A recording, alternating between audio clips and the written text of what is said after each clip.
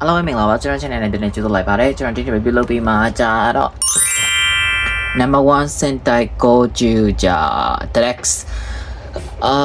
Tegaso တော့ Tegaso ပေါ့နော်သူရဲ့ Henshin item လည်းဟုတ်တယ်သူရဲ့mega robot ပေါ့နော်သူရဲ့ sale လည်းဟုတ်တယ်နှစ်မျိုးပြောင်းလို့ရတယ်မဟုတ်နှစ်မျိုးပြောင်းလို့ရတဲ့ဟာ Drex Henshin ပုံစံအောင်ကျွန်တော်ဒီ review လုပ်မှာဖြစ်ပါတယ်ပေါ့နော်ကျွန်တော် box ကိုချက်တော့ကြည့်လိုက်အောင်ပေါ့နော် Tegaso ဆိုတော့ Te ဆိုတော့ Te ဆို lab ပေါ့နော်ဂျပန်စကားမှာ Te အပြည့်ဓာတ်တက်ပြီးတာဒါကကျတော့ so အင်္ဂလိပ်လိုမျိုး so ပေါ့နော်ပေါင်းလိုက်တော့ Tegaso ဆိုပြီးတော့နာမည်နည်းနည်းအဲ့လိုပုံစံလိုမျိုးပေါ့နော်ကျွန်တော်ဘေးကိုကြည့်လိုက်မယ်ဆိုလို့ရှိရင်တော့ကိုကြကြောတွေ့ရတယ်ပြီးတော့ let's ကိုတွေ့ရတယ်ပေါ့နော်နောက်ကိုကြည့်လိုက်မယ်ဆိုလို့ရှိရင်သူတို့ရဲ့ product shock နဲ့ဘယ်လိုလုပ်လဲပါညာပြီးရင်ဒီ sale ကကျတော့တခြား robot တွေနဲ့ပြောင်းလို့ရပါတော့ဒီကောင်ကျတော့ဘယ်လိုပြောင်းလဲ robot က9ယောက်ဘယ်လိုပြောင်းမလဲပေါင်းတာမဟုတ်ဘူးတယောက်ချင်းစီပဲအဲ့လိုမျိုး robot mega လို့ Gundam ပုံစံလိုမျိုးပေါ့နော် sale ကအဲ့လိုပုံစံမျိုးကျွန်တော်အပေါ်ကြည့်လိုက်မယ်ဆိုလို့ရှိရင်တော့သူ့ရဲ့မုံတစ်ခုပေါ့နော် Henshin item ပြီးတော့ Tegaso sale ပုံစံပြောင်းတာဒါပဲပေါ့နော်ကျွန်တော် item ကိုချက်လောက်ကြည့်လိုက်အောင်ပေါ့နော်ကျွန်တော် box ကိုဖောက်လိုက်မယ်ဆိုလို့ရှိရင် item နဲ့ဒါကုန်ပဲပေါ့နော်ဒီဘက်က main item ကျွန်တော်မကြည့်ခင်ကျွန်တော်ဒီဘက်ကlet's အဲ့ဒီချက်တော့ကျွန်တော်ကြည့်လိုက်အောင်ပေါ့နော်ဒီကောင်ကျတော့ဘယ်လိုပြောမလဲမြေခွေးပေါ့နော်ဘယ်လိုပြော wolf ပေါ့နော်ဒီအနီကောင်ရဲ့ moti ကကျတော့အလုံးကတိရစ္ဆာန်ပုံစံလိုမျိုးပဲပေါ့နော်ကြည့်လို့ရှိရင်လေgeese က geese 9 how ကျွန်တော်နည်းနည်းတော့3ရရပေါ့နော်ဘယ်လိုနည်းနည်းစင်နေတယ်ပြောရမယ်ဆိုလို့ရှိရင်မြေခွေးဆိုပေမဲ့လည်းဥစားမြေခွေးတော့မဟုတ်ဘူး geese ကကျတော့မြေခွေးဆိုပေမဲ့ဒီကောင်ကျ Wembley ပုံစံလိုမျိုးပေါ့နော်ကျွန်တော်ဒီကောင်လှည့်လိုက်မယ်ဆိုလို့ရှိရင်ဒီစက်ရုပ်မျက်နှာပါတခါတည်းပါရပေါ့နော်ဒါအဲ့လေးကျွန်တော်မိုက်တယ်အနောက်ကိုကြည့်လိုက်မယ်ဆိုလို့ရှိရင်တော့သူ့ရဲ့ဒီကောပုံစံလိုမျိုးဒီပေါ့နော်ဒီဘက်မှာတော့ဒီကောင်ကျတော့ဘလို့ဘာနဲ့တူလဲဆိုတော့ Q Ranger ရဲ့ moti နဲ့နည်းနည်းတော့တူတယ်လို့ Q Ranger ကျတော့လေသူ့ရဲ့လက်ပတ်မှာဆက်တော့ဒီလိုမျိုးကောပုံစံမျိုးလေးပါပါပေါ့နော်ဒီကောင်ကျတော့ Henshin less ပုံစံလိုမျိုးပေါ့နော်ကိုကြည့်ကြမျက်နှာပုံစံလိုမျိုးပါ wizard ပုံစံလိုမျိုးပေါ့နော် wizard လည်းသူတို့ရဲ့wizard မျက်နှာပုံစံပါပြီး Henshin လောက်တဲ့ပုံစံလိုမျိုးပေါ့နော်ကျွန်တော်ဒီကောင်တော့ဘောကြတာကဘာလဲဆိုဒီ less ကဒီအဝင် site ကကျတော့ကလေးတွေပဲသူတို့က moti အရင်တော့လောက်တာကြာတာ wizard ဆိုရင် camera wizard ကပတ်ဆိုလို့ရှိရင်တိတ်တယ်ပေါ့နော် less ကမဆန်းဘူးပေါ့နော်အခုဒီကောင်ကျတော့adult collector တွေအတွက်ပါသူတခါတည်း site အကြီးစားပုံစံလိုမျိုးလေးထည့်ပေးတာပေါ့နော်ကျွန်တော်အဲ့လေသဘောကြာတယ်ဒီကောင်ကိုပြောင်းမယ်ဆိုလို့ရှိရင်ဒီလိုမျိုးလေးပဲဒီဥစ္စာလေးကိုပေးကိုတွန်းလိုက်တယ်တွန်းပြီးသွားရဆိုလို့ရှိရင်ဒါအောင်ဒီဥစ္စာလေးဒီလိုမျိုးလေးဆက်လိုက်တယ်ပြတ်ဝက်လိုက်ရတယ်ပေါ့နော်ဒီလိုပုံစံလေးမျိုးမိုက်တယ်ပေါ့နော်ဒါပေမဲ့နည်းနည်းချောင်းနေပါနည်းနည်းဥစား wizard နဲ့နည်းနည်းရှင်းပြရဆိုကျွန်တော် wizard driver ကျွန်တော်မရှိသေးဘူးပေါ့နော်ဒီကောင်ကကျွန်တော်ဗာလဲwizard ကတခြား driver ဘယ်လိုပြောလဲကျွန်တော်မေ့သွား sorry ဒီကောင်ဟာလည်းတူတူပဲပေါ့နော်ပြောမှဆိုရင် site ကကျတော့ဒီကောင်အရင်နည်းနည်းသေးတယ်ပေါ့နော်မျက်နှာကျတော့ဒီကောင်ဒီပုံစံလေးမျိုးပေါ့နော်ဘယ်လိုပြောမလဲဒီအခါဟာကြည့်လိုက်မဆိုရင်ကွက်တီဒီလိုမျိုးပုံစံမျိုးလေးပဲတွေ့လားတူတူပဲအဲ့တော့အားလုံးထင်ကြမှာဒီအကြီးစား site ပုံစံရှိရလက်စွပ်ကွင်းနဲ့ကျတော့ဆက်မလားကျတော့ဝင်တော့မရဘူးပေါ့နော်ချောင်းနေပေါ့နော် okay ကိုယ့်ဘက်က modify လုပ်ပြီးပြန်ဒီလိုမျိုး connect ပြင်ပြီးလုပ်လိုက်မယ်ဆိုလို့ရှိရင်တော့wizard ကဝင်တော့ဝင်လို့ရမယ်ပေါ့နော်အဲ့လိုပုံစံမျိုးကျွန်တော်တို့ main item ကိုချက်တော့ကြည့်လိုက်အောင် main ကြည့်လိုက်မယ်ဆိုလို့ရှိရင်တော့ golden ပေါ့နော် golden ပြီးတော့ဒီ source ပုံစံမျိုးကျွန်တော်ပြောတာ take a source ဆိုတော့ Japan မှာ ထဲဆိုတာလက်ကိုပြောပါဘောနော်ပြီးတော့အင်္ဂလိပ်လို so ဒါပုံစံကိုယူပြီးတော့ပေါင်းလိုက်တော့ပင်ပိုင် apple take a source ပုံစံမျိုးပုံစံနဲ့ကြည့်ရမယ်ဆိုရင်ဒီကောင်ကကျတော့အရင်နေ့ပေါ့နော်ဘုံဘုံကြာကျွန်တော်ကြည့်လည်းမကြည့်လိုက်ပါဘူးဒါပေမဲ့ Henshin item ကိုကျွန်တော်ဒီခုပဲဝယ်လိုက်တယ်ပေါ့နော်ဒီဥစ္စာနဲ့နိုင်ရှင်းကြည့်မယ်ဒီကောင်ကျပို့ပြီးတော့မိုက်တယ်ပေါ့နော်ကြည့်ဒါပေမဲ့ဒီခုမကြိုက်ရဒီနားမှာကျတော့ကလေးတွေတော့ easy ဆိုပေမဲ့တကယ် collector တခြားကျွန်တော်လည်း collector တွေတော့ဝယ်မယ်ဆိုလို့ရှိရင်ဒီနားမှာ Henshin လုပ်ပြီးတော့ဒီလိုမျိုးသိမယ်ဆိုရင်ဒီနားနားတယ်ပေါ့နော် okay ဝေးရအဲ့လိုပုံစံလုပ်ပြီးထားလေမိုက်တယ်ပေါ့နော်ဒီနားလေးမှာမနက်ကကျဒီကောင်အယောင်ဆိုးထားတာလေးကကျွန်တော်သဘောကျတာ golden ပေါ့နော် golden ပုံစံလေးဆိုအယောင်ကကျတော့သဘောကျအရင်တော့ဟာဆိုလို့ရှိရင် yellow သိရမလား Doom Brother ရဲ့Zoo Ranger ရဲ့တခြားဟာထားလိုက်ပါအဲ့ဆို yellow ပုံစံလိုမျိုးပဲသူတို့ကလုပ်ပေးထားပါတော့ golden မဟုတ်ဒီကောင်ကျတော့ yellow မဟုတ်ဘူးလေ golden ပုံစံမျိုးလေးလုပ်ပေးထားဆိုကျွန်တော်သဘောကျရပါတော့ပြီးတွေ့ရတော့ကျွန်မလက်စွပ်ထည့်ရတယ်ပြီးလို့ရှိရင်သူ့ရဲ့ Henshin switch ကကျတော့ဒီဘက်မှာရှိရပါတော့မြေဒီကောင်ကျဆေးပုံစံလေးပြောင်းလို့ရပါတော့ဆေးပုံစံပြောင်းတာကျတော့ကျွန်တော်အခုဒီလိုလေးချက်အရင်လုပ်ပြမယ်ပေါ့နော်ဒီနားဟာကိုဒီလက်ညို့ဒီလိုမျိုးလေးဆွဲလိုက်ဆွဲပြီးတော့ဒီကောင်ကျ6ထောက်ပုံစံနဲ့လာမှာပေါ့နော်ပြီးရင်ခါကိုဒီလိုမျိုးလေးလှည့်လိုက်မယ်လှည့်တော့ဆိုလို့ရှိရင်ဒီ6ထောက်ကိုဒီလိုမျိုး6ထောက်ပြန်ပုံစံလေးလုပ်လိုက်မယ်အဲဆိုရင်ဒီကောင် stand လုပ်လို့ရပါပြီပေါ့နော် stand လုပ်ရပါဆိုလို့ရှိရင်ပြီးတော့ဆိုလို့ရှိရင်ဒီကောင် လက်မနဲ့လက်တန်းကြတော့ဘယ်လိုပြောလဲသူ့ရဲ့လက်တွေဖြစ်လာမှာပေါ့နော်ဒီလိုမျိုးလေးဆွဲပြီးဒီဘက်ကိုလှုပ်ပြီးဒီလိုမျိုးလေးလှုပ်ပြီးသွားပြီဆိုလို့ရှိရင်ဒီဓာတ်ကြတော့သူ့အတောင်ပံပုံစံမျိုးလေးဖြစ်လာမှာဒါဒီနားမှာကျွန်တော်တခုပြောပြဒီနားလေးမှာဒီလိုမျိုးရှိရဒါလေးကိုနည်းလေးခွာလိုက်ပြီးတော့အတောင်ပံပုံစံမျိုးလေးဖြစ်သွားပြီဆိုလို့ရှိရင်ဒီနားလက်ညိုးလက်ညိုးမပေါ့လက်ကလေးဆိုတော့အနောက်ကိုဒီမျိုးလေးတော့အောင်လိုက်မယ်ပေါ့နော်ပြီးသားဆိုလို့ရှိရင်ကျွန်တော်ဆက်လာပြောရစိတ်ရောလက်စကဟာလေးလေးတက်ပြီးသားဆိုလို့ရှိရင်ညနာ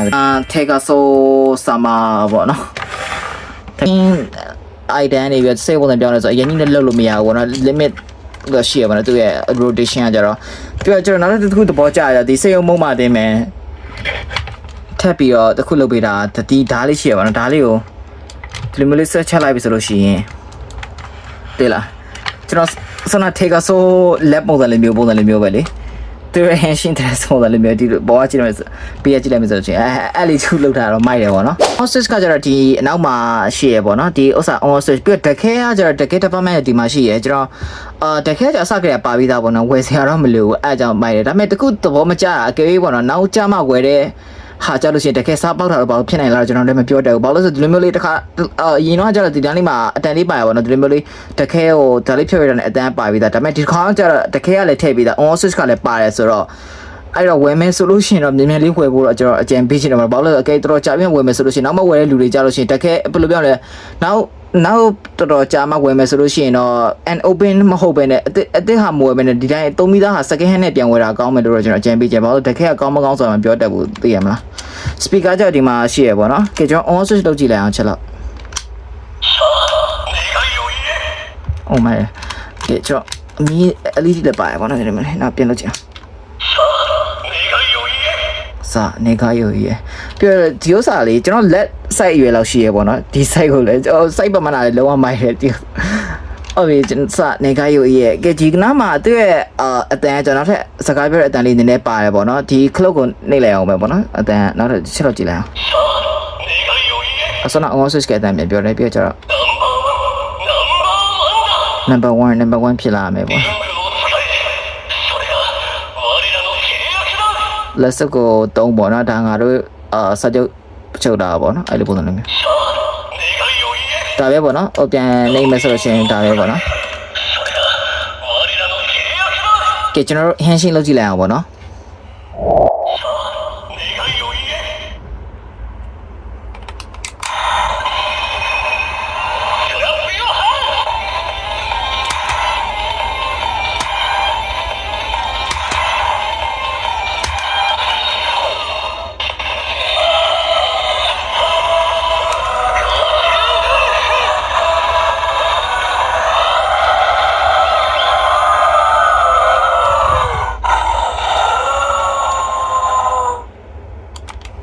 henshin single ကိုကျွန်တော်ချက်ပြန်ပေးပါတော့အရင်ဆုံးဆိုဒီကောင်ကျ sensor လည်းပါ motion sensor လည်းပါတော့အဲ့လိုမျိုးဆိုလို့ရှိရင်မိုက်တယ်ပေါ့နော်ခဏကျွန်တော် off ပြန်လုပ်လိုက်အောင်ဆိုကျွန်တော်တခုပြချင်ဒီဥစ္စာစနကျွန်တော်လုပ်လိုက်တဲ့အတိုင်းပဲဒီနားမှာ let's ထည့်လိုက်တယ်ထည့်ပြီးသွားပြီဆိုလို့ရှိရင် music play ပုံစံလိုမျိုးလာရပေါ့နော်အဲ့အချိန်တွင်မှာ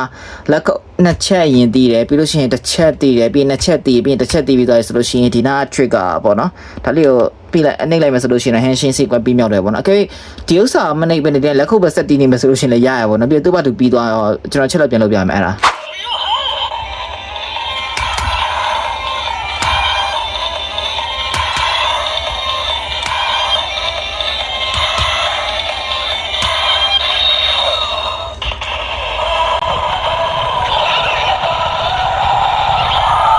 ပြောရတဲ့အတိုင်းပဲ game ပေါ့နော်ဒီ clock ကနေဖို့မေးသွားရင်တော့မဒီလိုမျိုးလက်ခုပ်ဘလောက်ပဲတီးတီးဟောနော်ကျွန်တော်တခုတော့ပါကြဒီဥစ္စာပထမဆုံးစင်တိုက်ရဲ့ပုံစံမျိုးလားမသိဘူးဘယ်လိုပြောမလဲ motion sensor ပါတဲ့ပထမဆုံးစင်တိုက် henshin item လားမသိဘူးပေါ့နော်ကျွန်တော်စိတ်ထင်ပြောပါဘာလို့လဲဆိုတော့ motion item ပါတဲ့ဟာဆိုတော့ဘာတခုရှိတော့နေပါ go buster လား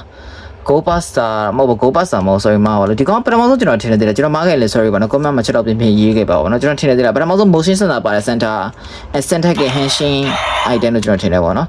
ကဲကျွန်တော်တို့ဒီဥစ္စာ finish attack ပေါ့နော် finish attack ကကြဒီဥစ္စာပဲခဏတော့ဒီ clock ကိုကြာလေးဖိထားလိုက်ပဲဆိုတော့အတန်သူ့ဘက်လိုလာမယ်ပေါ့နော်အပြင်သူ့ဘက်သူပဲပြီးသွားမှာအဲ့လိုပေါ့နော်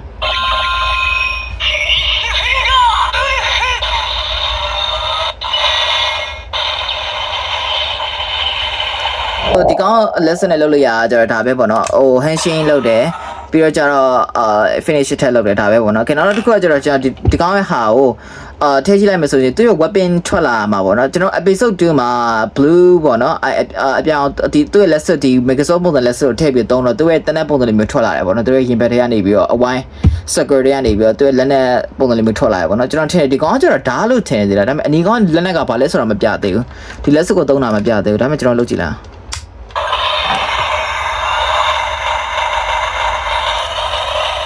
လက်ခုလည်းဒီလေ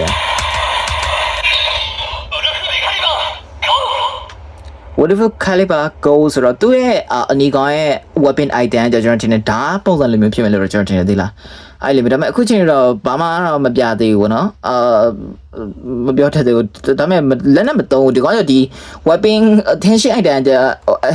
ကိုယ်တိုင် weapon ပုံစံဆိုတော့အနီကောင်ကသိရမှာဒါဆိုလည်းဘာမှထူမှလို့တော့မဟုတ်ဘူးဒါပေမဲ့ထားရပါတော့ finish attack လုံးမဆိုရင်ဆွမ်းပုံစံလိုမျိုးကြာဖိထားလိုက်အောင်မယ်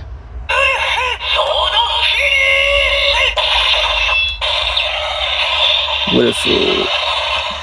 ကျွန်တော်စောင့်မျှော်နေတဲ့transformation sequence ပေါ့နော်အရင်ဆုံးအဲ့ transformation sequence လုပ်မယ်ဆိုလို့အရင်ဆုံးကျွန်တော်ဆောင်းလုပ်တယ်လို့ဒီကောင်းကိုလှည့်လိုက်မယ်ဆိုလို့ရှိရင်အတန်ထွက်လာမယ်ပေါ့နော်အဲ့အတန်အတွင်းမှာမြန်လုပ်ပြီးတော့ဒီဆောင်းသူ့ရဲ့စိတ်ရောကောင်းပုံစံလိုမျိုးဟာကိုတက်လိုက်မယ်ဆိုလို့ရှိရင်ပြီးသွားပြီပေါ့နော်ကျွန်တော်လုပ်ကြည့်လိုက်အောင်ချက်လောက်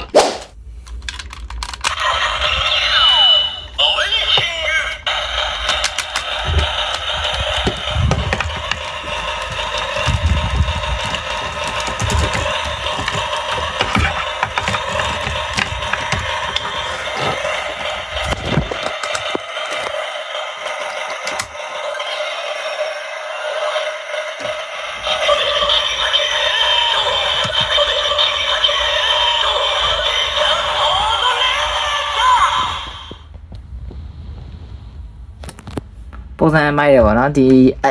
LED ပုံစံကိုကျွန်တော်အရင်သဘောချသူတို့ထည့်ပေးတဲ့ပုံစံလေးမျိုးဆိုတော့မစိုးဘူးပေါ့နော်ကဲကျွန်တော်စေးရုပ်ပုံစံနဲ့တခြားအသေးစိတ်ကြည့်လိုက်မယ်ဆိုလို့ရှိရင်တော့ကျွန်တော်ဆွမ်းနာလုပ်ပြလာတယ်ဒီနားလေးမှာလက်နဲ့တစ်ခုကင်လို့ရပုံစံမျိုးလေးတစ်ခုပါတယ်ပြီးတော့ဒီကောင်ကကျတော့ဆွမ်းနာကျွန်တော်ဆွမ်းနာဒီကောင်စေးရုပ်ပုံစံမှာလည်း motion sensor ပါတော့ဒီလိုမျိုးလို့ပြောမယ်လုံးမဆိုလို့ရှိရင်လည်းအတန်းလည်းပါတယ်ပေါ့နော်အဲ့ဒီပုံစံလိုမျိုးပြီးတော့ဒီကောင်ကိုကျွန်တော်ဘယ်လိုပြောမလဲဟုတ်တယ် motion sensor လည်းပါတယ်ဒီကောင်လှုပ်တယ်ပေါ့နော်ဒီကျွန်တော်ဒီအနောက်ကိုကြည့်လိုက်မယ်ဆိုလို့ရှိရင်တော့ဒီနားလေးမှာတစ်ချက်လောက်တစ်ခုတက်လို့ရတဲ့ပုံစံလိုမျိုးလေးပါတယ်ပေါ့နော်ကျွန်တော်ထင်ဒီနားလေးမှာဘာနဲ့လဲမသိဘူး6မြောက်စိတ်ရုပ်ပါမယ်ဆိုလို့ရှိရင်ပေါင်းရမလားဒီနားမထက်တဲ့အတိုင်းပေါ့နော်ဟိုတော်တော် sensor တော်တော် sensitive ဖြစ်တဲ့တခါလေးကြာရင်လေမနေ့ကဒီနားလေးကိုပဲထိရပါတော့အဲ့လိုမျိုးအတန်းတက်တယ်မှာကဲဒီကောင်ရဲ့ finish attack လည်းလုပ်လို့ရပါတော့ကျွန်တော်တို့ဒီကလောက်ကြာဖိလိုက်အောင်မျိုးပေါ့ဗျာ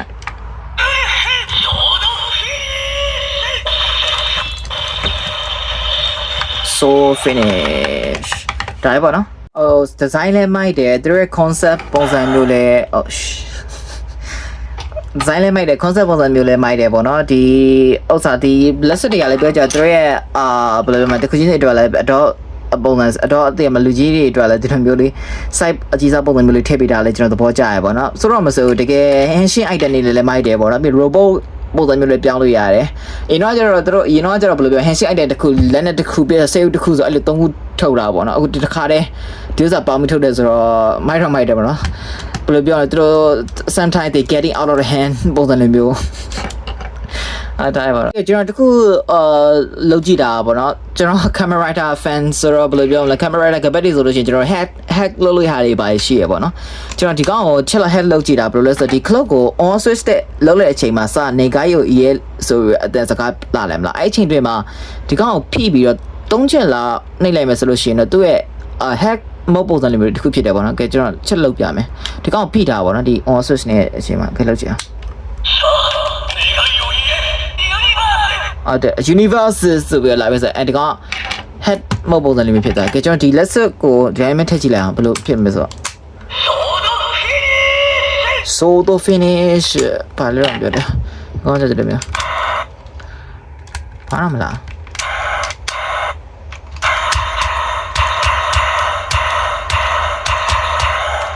အဲ့ပုံစံလေးမျိုးကြကျွန်တော်ကိုနေလိုက်မယ်ဆိုလို့ရှိရင်မီးကတော့အရောင် LED ကတော့လင်းနေရပါတော့အနီးရယ်တော့ကြာလင်းနေပါတော့ပြီးလို့ရှိရင်အစိမ်းပါတယ်ပြီးအပြာဒါပဲပေါ့နော်အနီးစိမ်းပြာဒီလောက်ပဲပေါ့နော် ညီနဲ့အဲ့လိုရတဲ့ပုံစံမျိုးလို့မဟုတ်ကြာဖိလာမယ်ဆိုလို့ရှိရင်လည်းဘာမှမပါဘူးเนาะဒီလောက်ပဲ head မောက်ကကြတော့ပြီးပြောချင်တယ်ဆိုရင် on switch ပြန်လုပ်လိုက်ဒီတော့ပြီးသွားတယ်ကျွန်တော်တခုပြောမိသွားတာဒီ adult realist ပေါ့နော်ဒီ academy ပေါ့နော်ဒီ adult realist ကတင်တော်ရဲဆိုပြီးတခြားဒီအသေးစားပုံစံလေးမျိုးလွတ်ပြလိုက်မယ်ဆိုရင်တော့မှားသွားမျိုးပေါ့နော်ဘာလို့လဲဆိုတော့ဒီကောင်းရဲ့ transformation ဒီနာဒီပေါက်တွေကိုထည့်ပေးဥတက်ကကြထည့်တဲ့ခါကျလို့ရှိရင်ဒီ adult realist တွေကကြဒီလိုမျိုးထည့်လို့မရဘူးပေါ့နော်ဒီနာအပေါက်ကသေးတော့ဘယ်လိုပြောမလဲမရအောင်အဲ့တော့ဒီဥစ္စာကြောင့်ဝစ်မယ်ဆိုတဲ့အခါကြပဲဒီလိုမျိုးလေးဝစ်လို့ရမယ်ပေါ့နော်အကယ်၍ဒီတိုင်းဘယ်လိုပြောမလဲဒီဥစ္စာဒီ adolescent ပုံစံနဲ့ဒါဝစ်လို့တော့ရတယ်ဒါပေမဲ့ဒီလိုထည့်တဲ့အခါကျတော့မရဘူးပေါ့နော်အဲ့ဒါကြောင့်အကယ်၍ဒီဥစ္စာ adolescent ဆိုပြီးတော့ရတိုင်းဒီကောင်းနေမလို့ဖြစ်နေပေါ့နော်ကျွန်တော်အစားအထည့်လို့ရမယ်ပြီးကျွန်တော်ဒီကောင်းနေမလို့ဘာလို့ထည့်လဲဆိုတော့ကျွန်တော်စဉ်းစားလို့မရဘူးဒီလိုမျိုးလေးပေါ့ဒီမှာဒီကောင်အသေးစားဟာတွေကျတော့ဒီမျိုးလေးဒီခါတည်းဝင်နေပေါ့နော်အဲ့တော့ဘာတော့ပေါ့နော်မသိဘူးကျွန်တော်တို့သူတို့ anniversary ပုံစံလေးနဲ့ပြန်ထုတ်မယ်ဆိုလို့ရှိရင်တော့ဒီနာထည့်လို့ရဟာဒီဥစ္စာနဲ့ညာထည့်လို့ရမလားပေါ့နော်ကျွန်တော်အဲ့လေးတော့ကျွန်တော်မျောလေးမြည်ပေါ့နော်အဲ့လိုမျိုးလေးလားမသိဘူးပေါ့ကျွန်တော်ဒီ repeat လုပ်ပေးလိုက်တာကကျတော့number 1 center coach ကြတဲ့ Dex take a so ပေါ့နော်ကျွန်တော်ဒီကောင်ဘယ်လိုပြောမလဲတဘောတော့ကြာရပေါ့နော်အရင်ကြီးတော့တဘောကြာလို့လည်းမဟုတ်ဒီကောင်ကျွန်တော်1 to 10ပေးရမယ်ဆိုလို့ရှိရင် message လောက်တော့ပေးမယ်ပေါ့နော်ကျွန်တော်ရဲ့ opinion ပေါ့နော်ကျွန်တော်အပြင်ဆိုတော့တခြားလူတွေတက်တော့ဘယ်လိုနေမလဲကျွန်တော်မပြောတတ်ဘူးဒါပေမဲ့အရင်ကြီးလည်းကောင်းတယ်လို့လည်းမဟုတ်ဘူးပေါ့နော်အရင်ကြီး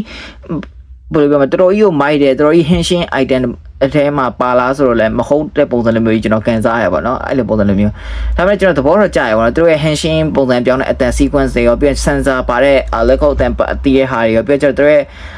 ဘယ်လိုပြောမလဲစိတ်ပုံစံလည်းပြောင်းလို့ရလက်နဲ့လည်းဟုတ်တယ်transformation item လည်းဟုတ်တယ်အဲ့လိုလည်းကျွန်တော်သဘောကျရပါတော့ဟုတ်ကျွန်တော်ပြုလုပ်တာဟုတ်သဘောကျတဲ့နေတဲ့ဆိုလို့ရှိရင် like ပြီးတော့ subscribe နဲ့ subscribe လုပ်ပေးခဲ့ပါဘောနော်ကျွန်တော်နောက်ထပ် video မှာကျွန်တော် comment မှာပေါ့နော်ကျွန်တော်နောက်ထပ် video မှာကျွန်တော်ဗာပြောရမလဲဆိုတော့ option တစ်ခုကျွန်တော်ရေးပေးထားမယ်ပေါ့နော်အဲ့ရေးရဲ့ comment အောက်မှာကိုသဘောကျတဲ့ဟာကို comment မှတ်မိပေါ့နော်ကျွန်တော်နောက်ပတ်ကျရင်အဲ့ဘယ်လိုပြောလဲ vote ပေးထားအများဆုံးဟာကိုကျွန်တော် review လုပ်ပေးပေါ့နော်အဲ့လိုပုံစံမျိုးကျွန်တော်လုပ်မယ်ဘယ်သူမှဘာမှဘယ်လိုပြောလဲပုံစံမျိုးမပေးထားဘူးဆိုကျွန်တော်အဲ့နှစ်ခုတည်းကျွန်တော်သဘောကျတဲ့ဟာကိုကျွန်တော် review လုပ်ပေးမယ်ပေါ့နော်ဒီတစ်ခါကျတော့ကျွန်တော်ကိုကြည့်ကြသဘောကျရဆိုပြီးကျွန်တော်ပင်လောက်ထားတဲ့တင်လောက်တဲ့ comment အောက်မှာ review လုပ်ပေးထားတဲ့ comment ကိုပဲကျွန်တော်အသိမဲ့ပြမယ်ပေါ့နော်အဲ့လိုပုံစံမျိုးလေဟုတ်ကျွန်တော် video review ကိုအဆုံးထိကြည့်ပေးတဲ့ကျေးဇူးရမ်းတင်ပါတယ်ကျွန်တော်နောက်ထပ် video မှာ super set item တော့မဟုတ်တခြား camera rider ultimate လည်းကျွန်တော်ပြန်လာခဲ့ပါမယ်ဒီတော့ဒီလောက်ပဲတတား